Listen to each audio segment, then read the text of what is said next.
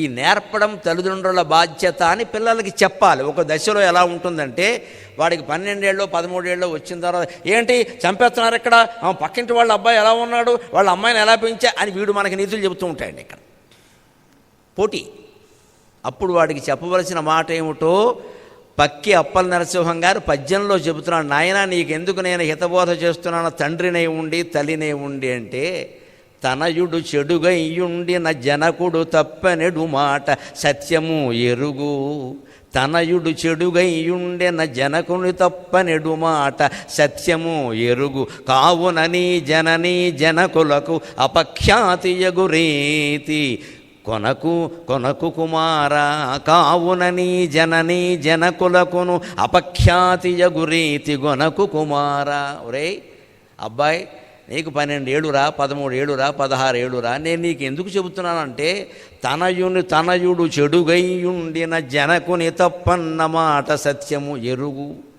పిల్లాడు చెడిపోతే ఎవరిని అంటారండి? ఊళ్ళో వాళ్ళు తండ్రిని అంటారండి ఖచ్చితంగా. పెంపకం చేత కాదు, అదో పెంపకం వీడంటారు ఇక్కడ ఖచ్చితంగా. ఇప్పటికీ ఉందండి ఆ మాట. అదే 30 ఏళ్ళు 40 ఏళ్ళు వచ్చాక చెడిపోతే అప్పుడేమంటారు? ఏం చేస్తారమ్మా, ఇంకా 30 ఏళ్ళు వచ్చినా కాపలాగా కూర్చుంటారా? పిల్లలకి అన్నాం కానీ వాళ్ళ తలరాతనకి అన్నామా, అప్పుడు వేరే సామెత. కానీ 16-18 ఏళ్ల లోపు ఏముంటుందంటే ఖచ్చితంగా మగపిల్లాడు చెడిపోతే తండ్రి బాధ్యత అంటారు, ఆడపిల్ల చెడిపోతే తల్లి బాధ్యత అంటారు. ప్రయేణ గృహిణీ నేత్ర కన్యార్థేషు కుటుంబినక. ఆడపిల్లల మనస్తత్వం తల్లికి తెలిసినట్టుగా తండ్రికి తెలిసే అవకాశం లేదు. తండ్రి దగ్గర వీళ్ళు చేరి 16 ఏళ్ళ అమ్మాయి డాడీ డాడీ డాడీ అనగానే ఈయన 10,000 ఇచ్చేస్తాడు. ఈయన ఆ 10,000 ఎక్కడికి వెళ్ళిపోతాయి అందరికీ తెలుసు. అదే తల్లి అయితే అడగగానే ఇచ్చేస్తారేంటి, చూసుకోద్దా అంటుంది. ఎందుకంటే ఆడపిల్ల, ఆవిడ ఆడది తెలుసు. ఎందుకు దానికి 16 ఏళ్ళ దానికి 10,000 తినకండి. నిన్నగాక మొన్న పత్రికల్లో మీరు చూసుంటారమ్మా, 16 లక్షలు వెళ్ళిపోయినాయి ఇంటర్మీడియట్ ఫస్ట్ ఇయర్ అమ్మాయి అకౌంట్ నుంచి. ఎందుకంటే తండ్రి గారు బ్యాంక్ ఖాతా ఇచ్చేసాడు, ఈయనకి ఫోన్ ఇచ్చాడు. ఫోన్ అడిగింది, తన ఫోన్ ఇచ్చాట. ఆ ఫోన్లో ఆయన పేటీఎం ఫోన్పే ఉంది, అందులో ఉన్నాయి, శుభ్రంగా వాడేసింది. అటువంటి ఫోన్ పిల్లలకి ఇచ్చుకుంటారా? జరుగుతున్నదే ఇప్పుడు పెద్ద గొడవ. 16 లక్షలు చివరికి మళ్ళీ ఆ డబ్బులు మళ్ళీ రాబట్టాలి కాబట్టి కిడ్నీ అమ్ముకుందుకు సిద్ధపడతాడు. ఎంత విచిత్రం, ఎంత విచిత్రం. 16 ఏళ్ల వాళ్ళకి ఈ ఆలోచనలు ఎలా వస్తున్నాయి? కుమార శతకం పాఠ్యాంశంగా లేకపోవడం వల్ల విద్యా వ్యవస్థలో మళ్ళీ శతకాలు పాఠ్యాంశాలు కావాలి. అప్పుడే యువతరం బాగుంటారు ఖచ్చితంగా. మనం దానికోసం ప్రయత్నం చేయాలి, ఉద్యమం చేయాలి, ఊరేగింపు చేయాలి అవసరమైతే. ఈ ఊరికే ఏవో పాఠాలు, విదేశీ కథలు, విదేశీ వ్యధలు పట్టుకొచ్చి మన నెత్తి మీద రుద్దడం కాదండి. ఇంత మంచి శతకాలు ఉన్నాయి ఇక్కడ. పద్యం చదివితే చాలా అర్థమవుతుందండి. ఇటువంటివి 5 ఏళ్ల నుంచి 16 ఏళ్ల వరకు నేర్పామనుకోండి, కొంతమంది అయినా బాగుంటారు కదా. వింటూ ఉండగా మార్పు రాదండి మనుషుల్లో ఖచ్చితంగా. అవి ముందు పాఠ్యాంశాల్లో పెట్టేలా చేయాలి మనం. ఏదో పెడుతున్నారు. ఇంగ్లీష్ మీడియం ఉన్నంతకాలం ఇవి పాఠ్యాంశాలు అయ్యే అవకాశం లేదండి. నాకేం మొహమాటం లేదు. తెలుగు మాధ్యమం మళ్ళీ రావాల్సిందే, సంస్కృత విద్యాభ్యాసం మళ్ళీ పెరగాల్సిందే, హిందూ ధర్మం సంపూర్ణంగా వెలుగొందాల్సిందే. అప్పుడే భారతదేశము, భారతీయులు బాగుంటారు. రాదు అని మీరు అనుకోవద్దు దయచేసి. కాలం ఎప్పుడూ చక్రం లాంటిది. కాలం చక్రం నిచ్చెన కాదు. అజ్ఞానంలో ఉండద్దు. కాలం చక్రం. పోయింది ప్రతీదీ మళ్ళీ వస్తుంది, వచ్చింది ప్రతీదీ మళ్ళీ పోతుంది. లెక్కది. ఇదివరకు తెలుగు సంస్కృతాలు మాత్రమే చదువుకుని ఈ దేశంలో బతకలేదా? 100 ఏళ్ళు బతికాం. ఏదో ఇంగ్లీష్ వాళ్ళు వచ్చారు, వాళ్ళ భాష నేర్పారు, ఏదో నేర్చుకున్నాం. భాష నేర్పిపోయారా? మొత్తం మనస్తత్వం అంతా నేర్పారు ఇక్కడ. ఇప్పుడు వాళ్ళు వదిలేరు కానీ వాళ్ళ జిడ్డు వదలలేదు మన ఇక్కడ. పిల్ల పోయినా పురుటికంపు పోలేదని వాళ్ళు పోయారు, కానీ వాళ్ళ జిడ్డు వదలలేదు ఇక్కడ. ఇది మన ప్రాణం తీస్తుంది ఇక్కడ. ఇటువంటివి లేకుండా పోయాయి. తనయుడు చెడుగా అయితే వెంటనే ఊళ్ళో వాళ్ళు ఎవరినంటారండి? ఎక్కడ కలిసినా ఇప్పుడు ఊళ్ళో వాళ్ళు అంటే హైదరాబాద్లో ఇక్కడ కూడా ఉన్నాయి కదా, కాస్మోపాలిటన్ క్లబ్బులు, రోటరీ క్లబ్బులు, ఇదేమిటి లయన్స్ క్లబ్బులు, అన్ని మహిళా సంఘాలు అన్నీ ఉన్నాయి కదా. ఏమంటారు వెంటనే? అమ్మాయిని సరిగ్గా చూసుకోవద్దా అని ఆడదాని అంటారు, అబ్బాయిని సరిగ్గా చూసుకోవద్దా అని మగాడు. మరి చూసుకోవాలి కదా, అదే చెప్పాలి పిల్లలకి. నాయన నీకు ఎందుకింత చెబుతున్నానంటే పక్కింటి వాడికి నేను చెప్తాను ఎట్రా పని లేక. తనయుడు చెడుగయ్యుండిన జనకుడి తప్ప నెడు మాట సత్యము ఎరుగుము. కొడుకు చెడిపోతే తండ్రిని అంటారు, కూతురు చెడిపోతే తల్లిని అంటారు ఖచ్చితంగా. ఇద్దరిది బాధ్యతే, కానీ ప్రాధాన్యం అనేది ఒకటి ఉంటుందిగా. అందుకని నీకు చెప్పాల్సి వస్తుంది నాయన. కావునని జననీ జనకులకు అపఖ్యాతి యగు రీతి గొనకు కుమార. కాబట్టి మాకు చెడ్డ పేరు రాకూడదు నాయన, మేమంతా మంచివాళ్ళమే, ఏదో తండ్రి ఇచ్చిన ఆస్తి నిలబెట్టుకున్నాం, ఇంకాస్త దాన్ని పెంచి నీకు ఇద్దామనుకుంటున్నాం, కానీ నువ్వు ఈ వ్యసనాల్లో ఉంటే ఎలా ఇస్తావురా, ఆస్తి కూడా పాడైపోతుంది కదా అని స్పష్టంగానే చెప్పాలి. వారి మనోభావాలు దెబ్బతింటాయనడం కాదు, మనోభావాలు బాగుపడడం కోసమే చెప్పేది ఈ మాట. ఏం చెబితే ఏమనుకుంటారో అంటే ఇంకెవరిని పెంచలేమంటే మనం ఇక్కడ ఖచ్చితంగా చెప్పాలి. నీకు ఆస్తి ఇస్తాం అబ్బాయి, అభ్యంతరం లేదు, కానీ మరి నిలబెట్టుకోవాలి కదా నువ్వు. దాని అంతా మొత్తం కోడిపందాల్లో పెడితే, ప్యాకెట్లో పెడితే దానికోసం ఆస్తి ఇవ్వడం ఎందుకు? అంతకంటే ఈ తండ్రి అనుభవించి ఉంటే సరిపోయేది కదా. నువ్వు చెడిపోతే నాకు చెడ్డ పేరు వస్తుందిరా, ఇంత నా స్వార్థం కూడా ఉందమ్మా, నన్నే అంటారు ఊళ్ళో అందరూ. అందుకని మాకు అప్రతిష్ట రాకుండా, అటువంటి పని లేకుండా నువ్వు చూసుకోవాలబ్బాయి, అందుకోసమే చెబుతున్నావు అని చెప్పాలి. పైగా ఇవాళ ప్రత్యేకం కుమార దశలో 9 నుంచి 16, 17 ఏళ్లలోగా నేర్పవలసిన మాట అండి.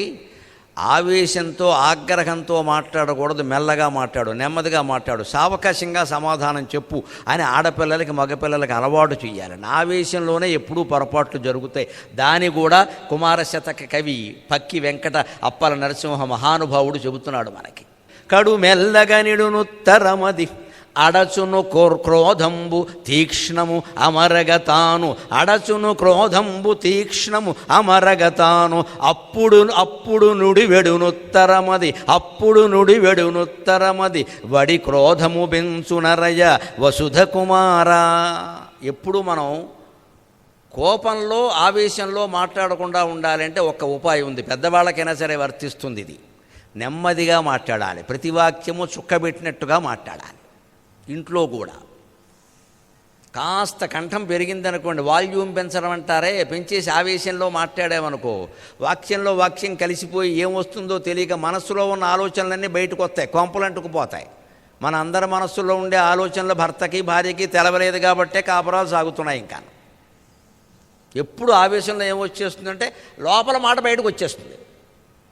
దాన్నే డయేరియా ఆఫ్ స్పీచ్ అంటారు. వాగడం విషయంలో అతిస్రావం అన్నమాట. ఇంకా ఆ వేగంలో వస్తుందండి. నెమ్మదిగా మాట్లాడండి. ఇగో చెబుతున్నాను కదా, చెప్తే వినాలి కదా, ఎందుకు చెబుతామయ్యా, మాకేమన్నా కోపమా, ఇదన్నమాట. రామాయణంలో ఉంది కదా, భారతంలో అంత కూడా ఎందుకయ్యా, మరి ఇంట్లో కూడా జరిగింది కదా, ఇదా చొక్కబెట్టడం.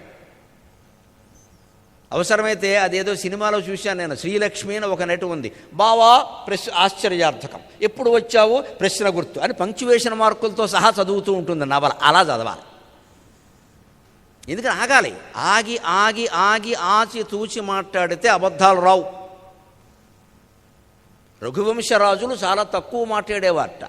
త్యాగాయ సంవృతార్థానాం సత్యాయ మితభాషిణాం అంటాడు కాళిదాసు. వాడు తక్కువ మాట్లాడేవారట. ఎందుకో తెలుసా? సత్యాయ మితభాషిణాం, సత్యమే మాట్లాడాలి అని మనం అనుకుంటే తక్కువ మాట్లాడాలి. ఎక్కువ వాగడం మొదలెట్టామంటే ప్రతిదానికి ఇంకా అసత్యాలే వస్తాయి. మనకేదో మనస్సులో ఒకటి తోచగానే తక్కువని బయటికి చెప్పక్కర్లేదు, అవసరం లేదు. దాని సందర్భం వచ్చినప్పుడు చెప్పచ్చు, అంతవరకు ఆపచ్చు. ఇప్పుడు ఆపడం వల్ల నష్టమేం లేదు, చెప్పడం వల్ల నష్టం ఉంటుంది. అవతల వాళ్ళకి విసుగొచ్చింది అనుకో, ఏమిటి సోదంటారు, ఇప్పుడు అవసరమా అంటారు. అంచేత మాట్లాడేటప్పుడు ఎప్పుడు 3 విషయాలు ఆలోచించుకోవాలి. సత్యం, ప్రియం, అత్యవసరం. నన్ను అడిగితే సత్యం ప్రియం కంటే కూడా అత్యవసరమే చాలా ముఖ్యం. మన అందరి నోట చాలా అనవసరపు మాటలే వస్తూ ఉంటాయి. ఊరికే కాసేపు కూర్చుని ఆశమ్మ బోసమ్మ ఆకాక ఈహీ అని కబుర్లు, ఇవన్నీ అవసరమా? ఎందుకంటే ఓ మంచి పుస్తకం చదువుకుంటే సరిపోలేదా? ఓ ధ్యానం చేసుకుంటే సరిపోలేదా? ఇంతసేపు చెప్పుకున్నారు. 2 గంటలు వాగాక ఏం చేస్తారు ఇద్దరు కలిసి? ఏం చెప్పుకుంటే ఏం ఉపయోగం అయ్యా, వాళ్ళ తలరాత ఎలా ఉంటే అలా జరుగుతుంది. ఈ మాట 2 గంటలకు ముందు అనుకుని ఉంటే 2 గంటలు కలిసి వచ్చేది. ఇదంతా ఎందుకు చెప్పుకున్నట్టు? పైగా ఇవాళ ఇంకో ప్రమాదం ఉందండి ప్రత్యేకంగా. ఈ 5-6 ఏళ్ల బట్టి ఒక ప్రమాదం ఏంటంటే, ఇందులో ఎవరు రికార్డు చేస్తున్నారో తెలియదు, కొంపలు అంటుకుపోతాయి. ఎవరిని నమ్మడానికి వీల్లేదు. ఇక్కడ ప్యాంట్ వేసుకొస్తాడు, లోపల ఉంటుంది, పెట్టేస్తాడు, నొక్కేస్తాడు అక్కడే. మనం ఏదో మామూలుగా అన్నీ మాట్లాడేస్తూ ఉంటాం, అవన్నీ నొక్కేసి తర్వాత ఫేస్బుక్లో పెట్టి ఈయన అభిప్రాయాలు ఇవి అని పెట్టేస్తాడు, కొంపలు అంటుకుపోతాయి. ఇక్కడి నుంచి ఆ వాయిస్ ఆయిందా కాదా, ఫోరెన్సిక్ ల్యాబ్ ఎన్నున్నాయో ఇక్కడ, శ్మశానం వరకు అన్నీ పరీక్షలే. ఇంత భయంకరమైన యుగంలో మాట్లాడడం తప్పే కదండి, మాట్లాడడం మహాపాపం. ప్రవచనాలు చెప్పడం ఇంకా ఘోరం. అయినా మీద మాకు చేతనైన విద్య అది ఒకటే. ఏం చేయమంటావు? 2 గంటలు మాట్లాడక తప్పదు ఇక్కడ. ఇందులోంచి ఈ రికార్డింగ్ వేరే వాళ్ళు వద్దని ఇది ఒకటి ఎందుకు ఏర్పాటు చేసాను తెలుసా? నాకేం మొహమాట వెళ్ళ కార్యకర్తలు, నాకు ఆప్త మిత్రుడు అందరికీ చెబుతున్నాను నేను. ఇది బయటికి వెళ్ళిందంటే ఉపన్యాసం మొత్తం పక్కనట్టు ఇందులో మధ్యలో ఒకటేదో నోరు మూసుకోమని చెప్పాలి అన్నాం అనుకో, నోరు మూసుకో అన్న గరికిపాటిని పెడుతున్నాడు అక్కడ వాడు. పక్కన ఎవడదో బొమ్మ పెడుతున్నాడు, వాడిని నేను నోరు మూసుకోమన్నట్టుగా. ఎంత దారుణం! వారెవరో నాకు తెలియదు, నేను ఎందుకు అన్నానంటే ఇందులో ఏదో కాస్త కోపంగా వచ్చిన మాట ఒకటి బయటికి లాగి దాన్ని పెట్టి పక్కన ఇంకోటి బొమ్మ.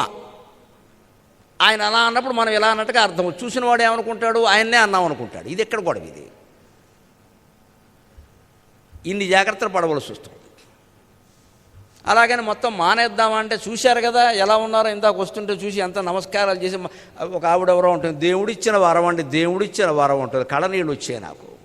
ఈ మానవుడు ఇంత చేస్తే 5 అడుగులు 2 అంగుళాలు నా పొడుగు, బతికింది 60 ఏళ్ళు. మీకేమో దేవుడిచ్చిన వరంలా కనపడుతున్నానంటే నా కర్తవ్యం, ప్రవచనాలు చెప్పడం నా కర్తవ్యం. ప్రాణం పోయే వరకు చెబుతా.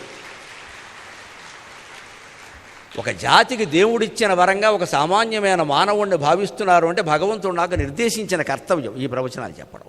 అది తెలిసిపోతుంది స్పష్టంగా. ఎలా మానేస్తాం? దానికి తగిన జాగ్రత్తలు తీసుకోవడమే, చేసేదేం లేదు ఇక్కడ ఇంకా. అందుకే నేను మొహమాటం లేకుండా చెబుతున్నా, ఈ వ్యతిరేక విమర్శలు ప్రచారాలు దయచేసి నమ్మకండి. అవన్నీ అబద్ధాలు, దొంగ వీడియోలు, మార్ఫింగులు, డబ్బింగులు, వాళ్ళు ఇష్టం వచ్చినట్టు చేస్తున్నారు ఇక్కడ. ఎందుకంటే నా ఇబ్బంది నాకుంది. నేను అందరికీ కార్యక్రమాలు ఇవ్వలేను. అన్ని ఛానల్స్ వాళ్ళకి, అన్ని యూట్యూబ్ల వాళ్ళకి నేను ఇంటర్వ్యూలు ఇస్తే నా బతుకు అయిపోతుంది ఇక్కడ. నాకు సమయం ఉండదు. వాళ్ళందరూ కచ్చగొడుతున్నారు రకరకాలుగా. మాకు మీరు పాజిటివ్గా సమాచారం ఇవ్వలేదు కాబట్టి నెగిటివ్ ప్రచారం చేస్తాం. నేను ఒకటే తెగించా, చేసుకో, నేనేమిటో నాకు తెలుసు, భగవంతుడికి తెలుసు, నీకు తెలవాల్సిన అవసరం లేదు ఇక్కడ. కోట్ల మంది తెలుగువారికి తెలిసి వాళ్ళ గరికపాటి నరసింహారావు గొంతెట్టుకు ఎందుకు వాగుతున్నాడు అనే విషయం. ఎందుకంటే ఈ మాటలన్నీ చాలా భాగం నచ్చవు, యువతరానికి కూడా నచ్చకపోయింది. నేను చేయగలిగింది లేదు, ఇది సత్యం. సత్యానికి సమాజం తల వంచాలి తప్ప సమాజానికి సత్యం తల వంచదు. నేను తల వంచను, వంపిస్తా ఖచ్చితంగా. నేను మాట్లాడే సత్యం, నేను ధర్మం కోసం మాట్లాడుతున్నా. ఎవరేమనుకున్నా మంచిదే. విమర్శలు వస్తున్న కొద్దీ ప్రతి విమర్శని రాయిగా పెట్టుకుని ఆ రాళ్ళన్నీ మెట్లెక్కి నాకు లలితాదేవి దగ్గరికి వెళ్ళడం బాగా తెలుసు, మణిద్వీపానికి వెళ్ళడం బాగా తెలుసు. ప్రతి విమర్శని ఒక రాయిగా ఉపయోగించుకుంటా. ఆ రాళ్లతో మెట్లు కట్టుకుని 32 మెట్లు పెట్టి మా అమ్మవారి పాదాల దగ్గర కూర్చుంటా. నాకేమీ చింత లేదు, ఏం బెదిరించలేరు ఇక్కడ. కానీ జరుగుతున్న మా ఏమిటంటే మీ జాగ్రత్త కోసం చెబుతున్నా. ఇంటికి ఎవరు వచ్చినా నమ్మడానికి లేదండి. అలాగని ఫోన్ తీసేసి రమ్మంటే వాళ్ళు బాధగా భావిస్తారు. మరి ఎలాగా? అందుకే ఇవాళ కాలక్షేపంగా కబుర్లు చెప్పుకున్నా నమ్మడానికి లేదు. మా పక్క ఆవిడ రికార్డు చేస్తుందమ్మా, నీకేం తెలుసు? మళ్ళీ ఇది పట్టుకెళ్ళి ఆవిడ దగ్గర వినిపించేస్తుంది. నీ గురించి ఏముందో తెలుసా? అయిపోయింది ఇక్కడ మొత్తం. ఇగో చూడు సాక్ష్యం, ఇంత ప్రమాదంగా తయారైంది. ఇటువంటిప్పుడు ఏమిటి? నోరు మూసుకోవడం ఒకటే జవాబు. సత్యాయ మితభాషిణం. నా పోటుగాడి కంటే రోజు 2 గంటలు ఎక్కడో వాక్క తప్పదు. మీ అందరికీ ఆ పని లేదు కదండి, అదృష్టవంతులు. అయినా ఎందుకు మాట్లాడాలి? అవసరమైతేనే మాట్లాడదాం. సత్యం ప్రియం అత్యవసరం. అత్యవసరం అనేదే ముఖ్యం. నన్ను అడిగితే సత్యం ప్రియం కంటే కూడా అత్యవసరం కాకపోతే మాట్లాడాల్సిన పని లేదు అసలు. అది లెక్క చూసుకుంటే అన్నీ సరిగిపోతాయి. అప్పుడు అందుకే పిల్లలకి 9 ఏళ్ల వయసులోనే నేర్పాల్సింది ఏమిటి అంటే ప్రతిదానికి కడు మెల్లగా నుత్తరమిడుము, నెమ్మదిగా సమాధానం చెప్పడం నేర్పాలమ్మా. ఆడపిల్లలు కానీ మగపిల్లలు కానీ రెచ్చిపోయి ఆవేశం తగ్గో, గొంతెందుకు లేస్తుంది అసలు, తగ్గో, కూర్చో, తినగా చెప్పు, అడుగుతున్న తండ్రి అడుగుతున్న తల్లి అని ఖచ్చితంగా చెప్పాలి. ముందు తల్లిని తండ్రిని గౌరవించడం నేర్చుకుంటే బయట సమాజంలో వ్యక్తులను గౌరవిస్తారు. శాస్త్రం స్పష్టంగా ఏం చెప్పిందంటే బయట నువ్వు గాంధీ గారు లాంటి మహానుభావుడు సహా, గౌతమ బుద్ధుడు లాంటి మహానుభావుడు సహా ఎంతమందిని నువ్వు గౌరవించినా అంతకంటే 10 రెట్లు ఎక్కువ చదువు చెప్పిన గురువుని గౌరవించాలి, అంతకంటే 10 రెట్లు ఎక్కువ కన్న తండ్రిని గౌరవించాలి, అంతకంటే 10 రెట్లు ఎక్కువ కన్న తల్లిని గౌరవించాలి. ఇది భారతీయ ధర్మం. ఇప్పుడు అందరికంటే ముందు గౌరవించవలసిన తల్లేగా, ఆ తర్వాత తండ్రేగా. బయట వాళ్ళకి ఇస్తారండి గౌరవం, ఇంట్లో వాళ్ళకి ఎవరేమిటండి? బయట వాళ్ళకి అన్ని ఏర్పాట్లు చేసేస్తారు ఇక్కడ, పార్టీలు పేరంటారు. ఇంట్లో వాళ్ళకి మొత్తం పంగనామాలే, ఇక్కడ ఏమి లేదు. ఇక్కడ అది పెట్టకుండా మనం చూసుకోవాలి, ఖచ్చితంగా చిన్నప్పటి నుంచి నేర్పాలి. అందుకని చెబుతున్నాడు ఇక్కడ స్పష్టంగా. కాబట్టి మెల్లగా ఉత్తరం పెడితే, మెల్లగా జవాబు చెబితే, వాక్యం ఆచితూచి చుక్కబెట్టినట్టు మాట్లాడితే ప్రయోజనం ఏమిటంటే అడసును క్రోధము తీక్ష్ణత తగ్గిపోతుంది, కోపం తగ్గిపోతుంది. అమరగా అప్పుడనిడునుత్తరమది, అప్పటికప్పుడు ఆవేశంతో చెప్పే జవాబు ఏదైనా ఎలా ఉంటుందంటే వడి కోపము పెంచునరయ వసుధ కుమార, కోపాన్ని పెంచేస్తుంది. ప్రతి విమర్శకి మనం వెంటనే రెచ్చిపోయి జవాబు ఇవ్వాల్సిన అవసరం లేదు. ఇవాళ ఫోన్లు అందరికీ చేతిలో ఉండడం వల్ల జరుగుతున్న ప్రమాదం అది. ఎవరో అందులో మన గురించి ఏదో పెడతారు, వెంటనే రెచ్చిపోయి వాళ్ళకి ఏదో ఇస్తాం. మళ్ళీ అక్కడ ఇంకో 100 మంది విమర్శ, ప్రతి విమర్శ. ఎందుకు వచ్చిన సంత? ఊరుకున్నంత ఉత్తమం లేదు, బోడుకున్నంత సుఖం లేదన్నారు, వదిలేయడమే. ఇప్పుడు వాడెవడో ఒక మాట అనగానే మన వ్యక్తిత్వం ఏమైనా తగ్గిపోయిందో, మనమేమిటో మనకి తెలియదా? వాడి కామెంట్ ఒకటేనా అక్కడ లెక్క? వాడు బటన్ వేలు పైకి లేపాడా, కిందికి లేపాడా, ఏదో పక్షపాతం ఎటో లేపుకుంటాడు, మనకెందుకు అది? ఈ లైకులు డిజలైకులు లెక్కెట్టుకుంటూ కూర్చోవడం, నేను ఫోటో పెట్టగానే ఎంతమంది లైక్ చేశారు, ఇదో జబ్బు, ఇది బలహీనత, ఇది మానుకోవాలి. ఇతరుల అభిప్రాయాలను బట్టి మన వ్యక్తిత్వాలు ఉండవండి. మనం ఏమిటో మనకు తెలుసండి. ఇక్కడ వారు చెప్పక్కర్లేదండి మనకి. ఇక్కడ వారి మీద మనం ఆధారపడక్కర్లేదు. మనం ఏదో అందంగా ఉన్నామని మనకు అనిపించింది, మనం చూస్తే చాలు. ఆ ఫోటో అందులో పెట్టక్కర్లేదండి, చాలా ప్రమాదం అది. అందులో ఉన్నవాళ్ళు ఉన్నావులే, పొట్ట చూసుకో అంటాడు వాడు. ఇక అయిపోయింది, ఇక్కడ మొత్తం అందం అంతా పోయింది, పొట్ట కనపడింది. ఇక్కడ వాడి అనే మాట ఎందుకు వచ్చింది? మనం ఫోటో పెట్టకపోతే అంట కదా. మరి అందులో పెట్టిన తర్వాత అనేవాడు అంటాడండి. అంచేది ఇతరుల మెప్పు కోసం బతకద్దు, మన కోసం మనం బతకాలి. మనలో ఉండే జీవాత్మని పరమాత్మలో కలపడం కోసం బతకాలి. ఆత్మజ్ఞానం ఒక్కటే అంతిమ లక్ష్యం, వేరే ఏమి ఉండవు ఇక్కడ. అందుకని మెల్లగా జవాబు చెప్పడం అలవాటు చేయండి పిల్లలకి. కాస్త గొంతు పెంచమంటది, వద్దో నీ వయసుకి అది పనికిరాదు, కూర్చో, నెమ్మదిగా మాట్లాడు, ఏంటంటే ఎందుకంత ఆవేశం అని చెప్పాలి. అది చిన్నప్పటి నుంచి అలవాటు చేస్తే ఖచ్చితంగా. ఇంకో మాట చెబుతున్నానమ్మా, ఇవాళ వివాహం చేయగానే సరిపోలేదు, వివాహం తర్వాత సమస్యలు చాలా వస్తున్నాయి, అందరూ ఎదుర్కొంటున్నారు. ఇంచుమించు ప్రతి ఇంట్లో విడాకుల సమస్య ఉందంటే ఆశ్చర్యమేం కాకపోవచ్చు. ఒకవేళ కలిసి ఉన్నా మనస్సులు కలవడంలా. ఈ చిన్నప్పటి నుంచి ఆగి మాట్లాడడం, అత్యవసరమైతే మాట్లాడడం, ఆచి తూచి మాట్లాడడం, చుక్కబెట్టినట్టుగా మాట్లాడడం, నెమ్మదిగా మాట్లాడడం నేర్పితే వివాహానంతరం సమస్యలు కూడా తగ్గిపోతాయి. జవాబు ఇవ్వవలసే ఇస్తాం, భార్యకి కానీ భర్తగా, లేకపోతే వదిలేస్తాం ఆ విషయాన్ని. వదిలేయి, నువ్వు అనుకో, మంచిదే, నీకే తెలుస్తుంది, వదిలేయి. రెండో రోజు వాళ్ళే తెలుసుకుంటారు, అయ్యో పొరపాటు చేశామని. మనం ఏదో ఆవేశంలో అని, వారు ఏదో ఆవేశంలో అని పెద్ద గొడవ అయిపోతుంది. అక్కడ పిల్లలు చూస్తూ ఉంటారు, వాళ్ళు అదే నేర్చుకుంటారు. తల్లిదండ్రులు తిట్టుకుంటూ లేస్తే పిల్లలు కొట్టుకుంటూ లేస్తారు. ఎందుకంటే మనం తెలుగు మీడియం, వారు ఇంగ్లీష్ మీడియం కదా, అడ్వాన్స్. మనం తిట్టుకుంటూ లేస్తే వాళ్ళు కొట్టుకుంటూ లేస్తారు, కొంచెం అడ్వాన్స్ కదా. మరి అది జరగకుండా ఉండాలంటే ఆచితూచి మాట్లాడడం ఉండాలి. అదే చెబుతున్నాడు ఇక్కడ. ఆ కోపం రాకుండా ఉండాలంటే నెమ్మదిగా మాట్లాడండి. ఎందుకంత ఆవేశం, ఎందుకంత తొందర? ఇదేనా ఉపన్యాసం పోనీ 8 గంటల్లో ముగియాలి, 8 పద్యాలు చెప్పాలని మాకు ఒక టార్గెట్ అంటారు, ఓ లక్ష్యం ఉంది, మేము ఏర్పాటు చేసుకున్నాం కాబట్టి మేము కొంచెం తొందరగా చెప్పచ్చు. మీ అందరికీ అవసరమేం లేదు కదండి. ఆ ఓర్మే సంసారాలు నిలబడుతుంది. ఓర్మే చదువుని విద్యార్థిని సంస్కారవంతులను చేస్తుంది. కానీ లోకం తీరు ఎలా ఉంటుందో చెబుతున్నాడు. ఓర్మి కలిగి ఉంటే మన ఆక్షేపిస్తారండి. ఓర్మి కలిగియునుండిన వారలగని ప్రజ్ఞలేని వారని ఎదరు. ఓర్మి కలిగియునుండిన వారలగని ప్రజ్ఞలేని వారని ఎదరు. అవును ఆరయ సత్పురుషాళికి ఓరిమియే భూషణంబురోరి కుమారా. ఆరయ సత్పురుషాళికి ఓరిమియే భూషణంబురోరి కుమారా. ఈ ఓర్మి సహనం అనేదాన్ని 8-9 ఏళ్ల వయస్సు నుంచే, కౌమార వయస్సులోనే నేర్పాలి, పెద్దయ్యాక రాదు. కానీ లోకం ఎలా ఉంటుంది తెలుసా? ఓరిమి కలిగియునుండిన వారలగని ప్రజ్ఞలేని వారని ఎదురు. చేతకానివాడే అందుకే ఊరుకున్నాడు చాలామంది అంటారండి ఈ మాట లోకంలో.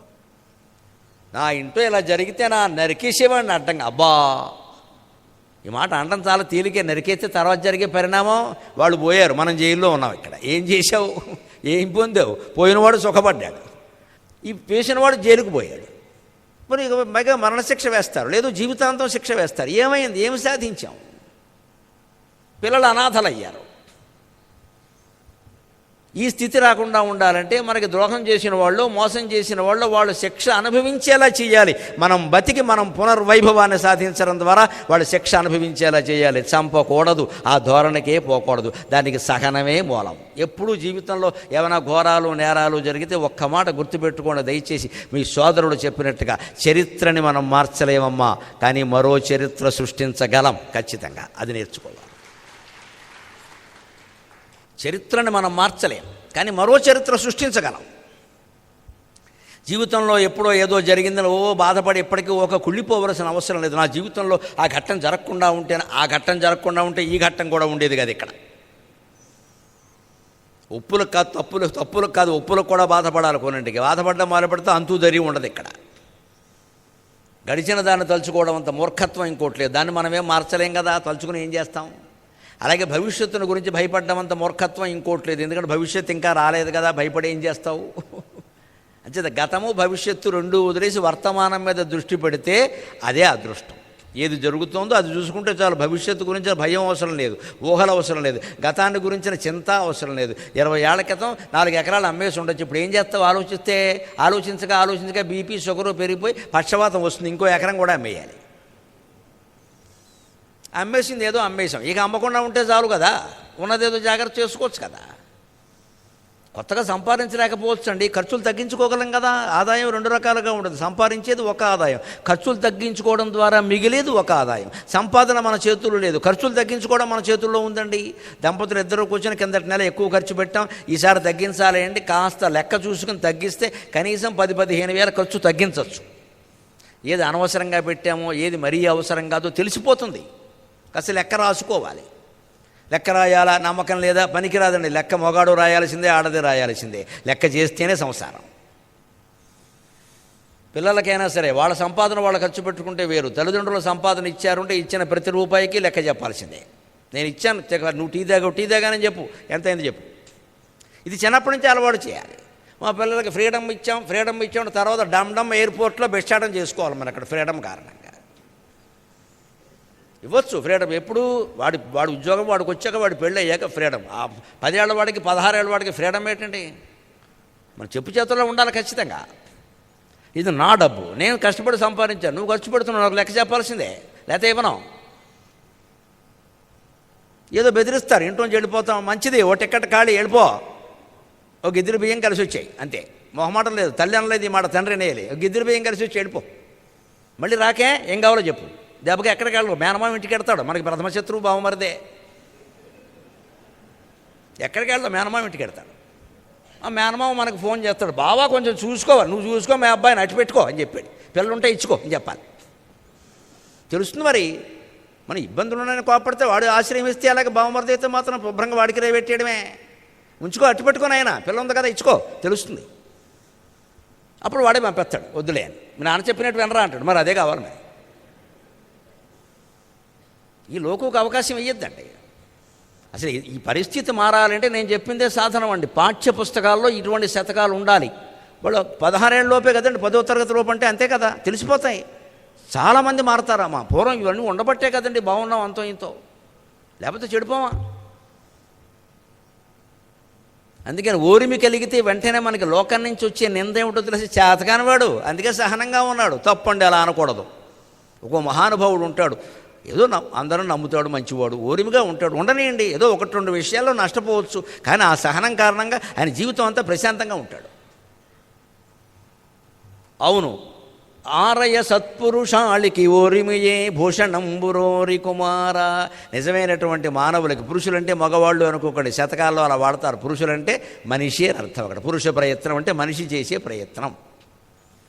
పురుషార్థం అంటే మనిషి సాధించాలి, మానవుడైన వాడు. ఆడ మగ తేడా ఏముండదు, అందరికీ ఒకటే పురుషార్థాలు, 4 ధర్మ అర్థ కామ మోక్షాలు. ఎవరికైనా అవే, స్త్రీలకైనా అవే, పురుషులకైనా అవే. అందుకని ఓరిమయ్యే ఆభరణం అబ్బాయి నేను సహనంగానే ఉంటానని చెప్పాలి ఖచ్చితంగా. బయట మనం విమర్శించిన వాడు కూడా సహనమే భూషణం. అన్నిటికీ మనం సమాధానం చెప్పక్కల, అన్నింటికీ ప్రతీకారాలు తీర్చుకోక్కల, అన్నింటికీ కక్షలు పెట్టుకుని బాధపడక్కల, ఒక మాటకి 2 మాటలు అనేక్కల్లా, ఒక మాటకి 2 మాటలు వాట్సాప్లో ఫేస్బుక్లో పెట్టేక్కల. అసలు దాన్ని పట్టించుకోకుండా ఉంటే 24 గంటలు తిరగకుండా అది పోయినట్టే లెక్క. సోషల్ మీడియాలో వార్తలు మీరు గమనించండి. ఏ వార్త 2 రోజుల మించి ట్రోలింగ్ ఉండదు. ట్రోలింగ్ అవగానే కంగారు పడిపోకూడదు. మనకి బాగా ప్రచారం పెరిగిందన్నమాటను సంతోషించాలి. ఆ తప్పు చేసామో లేదో మనకు తెలుస్తున్నప్పుడు వాళ్ళెవరండి మాట్లాడడానికి, మాట్లాడుకొని వాళ్ళకే వేళ్ళు నొప్పెడతాయి. మనకేం నష్టం లేదు. ఇక్కడ మన ఇమేజ్ బాగా పెరిగిపోయింది అంతే. అందరూ చూస్తారు కదా, పెరిగింది. చూసినంత మాత్రాన్ని నమ్మేస్తారు అనుకోకండి. అంత అమాయకులు ఎవరు లేరండి ఇక్కడ. అనేక రకాల వీడియోలు, ఆడియోలు, మార్ఫింగ్లు అయిపోతున్నాయని అందరికీ తెలుసు. పెట్టగానే ఎవరు నమ్మేయండి. దానికి అంత కంగారు పడక్కల్లా. అయ్యో నా గురించి ఇలా అన్నారు అని ఆత్మహత్యకు పాల్పడాల్సిన పనేం లేదు ఇక్కడ. అన్నవాడు ఎవడు, వాడు చేసుకోవాలి, మనం చేసుకోవడం ఏంటి ఇక్కడ. ఆ ధైర్యం ఉండాలి మనిషికి ఖచ్చితంగా. అప్పుడు అలా ఉండగలిగితే ఖచ్చితమైన విజయం మనం సాధించగలుగుతాం. ఇంకో మాట చెబుతున్నాడు, అందరికీ ఇవాళ యువతరానికి బాగా అలవాటు ఏమిటో తెలుసా? కౌమార దశలో ఉన్న వాళ్ళకి రాత్రి 1 గంట వరకు పడుకోరు, పొద్దున్న 9 అయినా లేవరు. పొద్దున్న 6ంటికి లేస్తున్నారంటే అర్థం ఏంటంటే కాలేజీ ఉందన్నమాట, అందుకే లేస్తున్నారు, బడి ఉందన్నమాట. లేకపోతే లేవరు. ఆదివారం వచ్చిందనుకో, సండే మమ్మీ నో స్కూల్ అంటాడు. ఇక్కడ సండే అయితే తిండి మానేవా, అందమైన బట్టలు వేసుకోవడం మానేవా, సాయంత్రం ఫ్రెండ్ని కలవడం మానేవా, నిద్ర లేవడం మాత్రం మానేస్తావా అని ఏ రోజైనా ఒకలాగే ఉండేలాగా చెప్పాలి. ఆ అలవాటు చిన్నప్పటి నుంచే చెయ్యాలి. అసలు చిన్నప్పటి నుంచి పిల్లలకి 6 గంటలకైనా కనీసం లేవడం సెలవు దినాల్లో సహా అలవాటు అయితే వాళ్ళకి 20 ఏళ్ళు వచ్చాక మనం లేపక్కర్లేదమ్మా, వాళ్ళే లేస్తారు. ఏ కొత్త అలవాటు చేయాలన్నా కంగారు పడకండి. 21 రోజులు బలవంతంగానైనా అలవాటు చేసుకుంటే 22వ రోజు నుంచి లైఫ్ స్టైల్, జీవ గడియారం మారిపోతుంది శరీరంలో. శరీరమే మన మార్చేస్తుంది 21 రోజులు. అందుకే మనకి దీక్షలన్నీ 21 రోజులు ఉంటాయి, తప్పితే కొన్ని 40 రోజులు ఉంటాయి. 21 రోజులు చాలు నిజానికి. 3 వారాలు 21 రోజులు. ఎందుకో తెలుసా? మన శరీరంలో మొదటి మార్పు 21 రోజులకే జరిగిందండి. మన శాస్త్రాలు ఎంత గొప్పవో తెలుస్తుంది. 21వ రోజున తొట్లో పడుకోబెడతారు. వై? 23వ రోజు పడుకోబెట్టకూడదా? 40 రోజులు వచ్చాక పడుకోబెట్టకూడదా? 90 ఏళ్ళు వస్తే వాడే పడుకుంటాడు మంచంలో, మనం పడుకోబెట్టేది తొట్లో పడుకోబెట్టడం. 21 ఎందుకంటే హిందూ ఆచారాలన్నింటి వెనకాల భౌతిక, మానసిక, ఆధ్యాత్మిక కోణాలు ఉంటాయి ఖచ్చితంగా. ఇందులో భౌతిక కోణం ఏమిటంటే 21వ రోజుని ప్రతి పసి పిల్లలో, ప్రతి పసి పిల్లాడిలో ఒక అద్భుతమైన మార్పు జరుగుతుంది. 21 రోజుల వరకు మనం ఎదురుగా కనిపించే వాళ్ళమందరం వాడికి తలకిందులుగా కనపడతామండి, నిలువుగా కనపడమండి. తల్లి కానీ, తండ్రి కానీ, ఓ మేకపిల్ల కానీ, కుక్కపిల్ల కానీ, మంచం కానీ, ఏది వాడు ఎదురుగా ఉన్న పిల్లాడు ఎదురుగా ఉంటే వాడికి మనం తలకిందులుగా కనపడతాం. అందుకే 21 రోజుల వరకు ఎవరిని గుర్తుపట్టలేడు, పిలిచినా పలకడు. అందుకే పేరు పెట్టి ఉపయోగం లేదు. అందుకే 21వ రోజున పెట్టమన్నారు పేరు, తొట్లో పడుకోబెట్టి. అందరినీ అప్పుడే పిలవమన్నారు. పురుటి మనిషి దగ్గర ఉన్న వాళ్ళని చూడడానికి ఎవరిని అనుమతించకూడదండి. వాళ్ళకి ఇబ్బంది, వీళ్ళకి ఇబ్బంది అండి. అది పురుట్లో 10 రోజులు పురుటి గదిలో తల్లి ఉండగా మహా దగ్గర వాళ్ళు ఎవరో అమ్మమ్మో తండ్రో ఇలాంటి వాళ్ళు ఎవరన్నా అది కూడా వెళ్ళి వెంటనే 2 నిమిషాల్లో వచ్చేయాలి. చాలా ఇబ్బంది అండి. ఆవిడకి ఇబ్బంది, పురుటాలకి ఇబ్బంది, బాలింతరాలకు ఇబ్బంది. అంతేకాదు అక్కడున్న వాతావరణం వల్ల వీళ్ళకి ఇబ్బంది. రెసిస్టెన్స్ పవర్, వ్యాధి నిరోధక శక్తి ఎవరికి ఎంత ఉందో తెలియదు. అందుకే పురుటి మైల అంటారు. మైల అంటే అశుభమని కాదు, బ్యాక్టీరియా. అందుకే వీళ్ళకి 3 రోజులు, వీళ్ళకి 10 రోజులు అన్నారు. చుట్టరికాన్ని బట్టి, బంధుత్వాన్ని బట్టి, దగ్గరతనాన్ని బట్టి. అంతకంటే ఉంది. తండ్రి పోతే పెద్ద కొడుకు 10 రోజులు అన్నారు, కూతురుకి ఏమన్నారు? 3 రోజులు అన్నారు. ఎందుకని? గోత్రం మారింది. గోత్రం మారడం అంటే అర్థం, గోత్రం మారితే శరీరం మారింది ఏమిటి? పిల్ల ఎప్పుడు ఎక్కడ ఉంటుంది? పుట్టి అత్తారింట్లో ఉంటుంది. ఇక్కడికి ఎప్పుడు వచ్చింది? ఎప్పుడో అప్పుడప్పుడు వస్తుంది. అందుకని ఈ తల్లిదండ్రుల శరీరాలతో ఆవిడికి పెళ్ళి అయిన తర్వాత అంత అనుబంధం లేదు ఇక్కడ. వీళ్ళ నుంచి తత్వం ఆవిడికి వెళ్ళి రోగాలు అంటుకునే అవకాశం తక్కువ, కొడుక్కి కోడలకి ఎక్కువ. ఎందుకంటే వాళ్ళ ఇంట్లోనే పూర్వం ఉండేవారు కాబట్టి. అమెరికా, ఆస్ట్రేలియాలో ఉంటే గొడవ లేదు, ఎవరికి బ్యాక్టీరియా లేదు, ఎవరికి మైలక్కలేదు. ఇక మైలు అంత దూరం విమానంలో వెళ్ళదు, దానికి రిజర్వేషన్ లేదు. మరి టికెట్ ఇక్కడ మళ్ళీ ఎగ్జిక్యూటివ్ క్లాసులో వెళ్ళాలి కదా, మైలు వెళ్ళదు. ఈ సైన్స్ అర్థమైతే మతం కూడా అర్థం అవుతుంది. సైన్స్ లేకుండా మతం లేదు, మతం లేకుండా సైన్స్ లేదు. ఇది మైల బ్యాక్టీరియాకి సంబంధించింది అంతే. అందుకని ఆ దగ్గరతనాన్ని బట్టి 10 రోజుల 3 రోజుల స్నానం చేస్తే సరిపోతుందో చెప్పారు. 10 రోజులు నీకు వార్త 4 రోజుల తర్వాత తెలిస్తే స్నానం చేస్తే చాలన్నారు. ఎందుకని? నీకు తెలిసింది, పోస్ట్ కార్డు ద్వారా తెలిసింది, లేకపోతే ఫోన్ ద్వారా తెలిసింది. ఫోన్కి మైలలు ఉండదండి, ఫోన్కి స్నానం చేయించకూడదు, పని చేయదు. ఇంకా ఎందుకని 4 రోజులు తెలిస్తే మనం 3 రోజులు పట్టాలి, 4వ రోజు తెలిస్తే స్నానం చేస్తే చాలన్నారు. ఎందుకంటే నువ్వు వెళ్ళలేదుగా, చూడలేదుగా, డెడ్ బాడీ దగ్గర లేవు కదా, నీకేమి ఇబ్బంది ఉండదు, ఒకసారి స్నానం చేసి సరిపోయింది. అక్కడే ఉండి చుట్టూ తిరిగి ఏవో చేసామనుకో చెయ్యాలి, బోల్డ్ స్నానాలు చేయాలి, ఎందుకంటే బ్యాక్టీరియా. ఇది హిందూ ఆచారం. ఇప్పుడు చెప్పండి, సెంటిమెంటా డీసెంటిమెంటా? ఆచారాన్ని అర్థం చేసుకోలేదా గుడి నమ్మకం అయిపోతుంది అక్కడ. దాని మీద ఇంకేవో వెరి నమ్మకాలు పెంచుకోకూడదు. మా ఇంట్లో మహిళ పాటించాలమ్మా, మొన్న పాటించలేదు, అందుకే పిల్లాడు దెబ్బలాడుకుంటున్నారు. దెబ్బలాడుకోవడానికి దీనికి సంబంధం లేదమ్మా. ఏదో అశుభం జరిగితే దాన్ని తీసుకొచ్చి దీనికి ముడి పెట్టకూడదు. ఇక్కడ మోకాలికి బోడిగుండికి ముడేసినట్టు, ఇక్కడ జుట్టు లేదు, అక్కడ జుట్టు లేదు, ముడి ఎలా వేస్తావు? అలా వేసేస్తాం మనం. ఇంకా ఇంట్లో ఏదైనా పొరపాటునోడు జరిగితే, మొన్న ఎప్పుడో అనవసరంగా 10 రోజులు కాకుండానే పలకరించడానికి వెళ్ళాం పక్కింటి వాళ్ళ ఇంటికి, అందుకే ఇంట్లో ఇలా జరిగింది. పక్కింటి వాళ్ళకి పలకరించడానికి వెళ్ళడం అనేది సానుభూతమ్మ, అది దేశభక్తి, గొప్ప ఆచారం, వెంటనే వెళ్ళాలి. దానివల్ల మన ఇంట్లో అశుభం ఎలా జరుగుతుందండి? అర్థం లేని మాట. ఎందుకంటే మనకు అసలు ఈ సానుభూతి వెళ్ళడం ఇష్టం లేదు, మన దుర్మార్గపు కుళ్ళు మనస్తత్వం. ఎవరింటికి మనం వెళ్ళి పలకరించదు. ఏమైనా డబ్బులు వచ్చేది ఉంటే వెడతాం వెంటనే. ఉట్టినే పలకరిస్తే మనకేమొస్తుంది? అదే డబ్బులు వచ్చే వాళ్ళు ఏమైనా ఆస్తిపాస్తులు ఉన్నాయంటే పోకుండానే వెళ్ళిపోతాం. ఇంకా మన పేరు రాస్తాడంటే కలిసి వచ్చేది ఏం లేనప్పుడు వెళ్ళడం, పైగా వెళ్ళడం ఇష్టం లేక ఇలా మాట్లాడుతూ ఉంటాం. ఇక్కడ మన ఆచారాలు అంత బలహీనమైనవి కాదండి. పోయిన వాళ్ళ ఇంటికి వెంటనే వెళ్ళాలి, వీలైతే డెడ్ బాడీ ఉండగానే వెళ్ళాలి. వెళ్ళాలండి, ఆ ఇంటి ఆయన్ని ఎవరైనా నష్టపోయిన వాళ్ళని వెంటనే భుజం మీద చేసి పలకరించాలి. పోయిన వాళ్ళని మేము తీసుకురాలం, మేము ఉన్నామమ్మా, కంగారు పడకని చెప్పాలి. అది మానవత్వం, అది మానవత్వం, అది భారతీయత. దానికి మంగళవారం, శుక్రవారం, అమావాస్య, రాత్రి పగలు ఇవన్నీ వెతుకుతున్నామంటే మనుషులం కాదు, మనం మనుషులం కాదు. వెంటనే వెళ్ళిపోవాలి. పైగా వీలైతే అసలు తీవ్ర అనారోగ్యంతో ఉన్నారని తెలిసినప్పుడే వెళ్ళాలి. పోయాక వెళ్ళేది ఏమిటండి? అప్పుడే వెళ్ళి కాస్త ధైర్యంగా 2 మాటలు చెబితే, నువ్వు వచ్చావు నాయనా, నీ మాటల వల్ల 10 రోజులు బతుకుతావు అంటుందా ఆ తల్లి. మనకు కావాల్సింది అదే కదా. ఉండగానే వెళ్ళాలి, పోయాక ఏమిటండి? ఇంకా మొహమాటానికి వెళ్ళడం, మొక్కుబడికి వెళ్ళడం, ఏం ఆచారాలు, ఏం పాటిస్తున్నాం? ఉండగానే వెళ్ళాలి. వాళ్ళు ఏదో భయంకరమైన రోగం ఉంది, కొద్ది రోజుల్లో పోతారేమో అని తెలుస్తుంది, ముందే వెళ్ళాలి. వాళ్ళకి ఏదో ధైర్యం చెప్పాలి, పక్క వాళ్ళకి ధైర్యం చెప్పాలి, రావాలి. తర్వాత పోయాక వెళ్ళావా లేదనేది పెద్ద విషయం కాదు, వదిలేయచ్చు. అది మానవత్వం. ఆ మానవత్వంతో మనం ఉంటేనే కదా నిలబడేది.